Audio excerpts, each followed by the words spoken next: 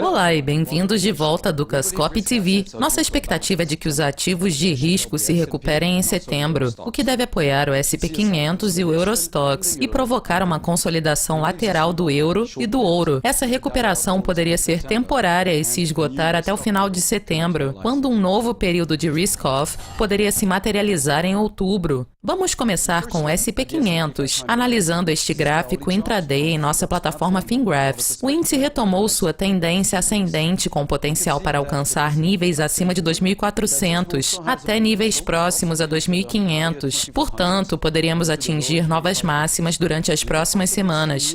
No gráfico diário, que nos dá uma perspectiva para os próximos meses, ainda estamos em uma tendência ascendente, mas muito estendida. O índice de risco está em território de sobrecompra e as metas agora estão apontando para as nossas duas metas impulsivas estendidas, que poderiam nos levar a níveis acima de 2.500, mas como elas estão estendidas, não devem durar muito tempo. No gráfico semanal, as metas também estão apontando para níveis um pouco acima de 2.500. Como esta é uma perspectiva para os próximos trimestres, essas metas ainda poderiam ser revisadas para cima, mas não muito. Portanto, até o próximo ano, o SP500 poderia ter mais potencial, de 5% a 10%. Isso também pode ser corroborado pelo fato de que o índice de risco agora está em território de sobrecompra e, em algum estágio, durante os próximos trimestres, vai começar a reverter. Resumindo, a tendência ainda é de alta nos gráficos semanal e diário, mas ambos estão muito estendidos. No gráfico intraday, a tendência ascendente foi retomada e poderíamos alcançar novas máximas durante as próximas semanas. Agora vamos dar uma olhada no Eurostoxx, começando com o gráfico intraday.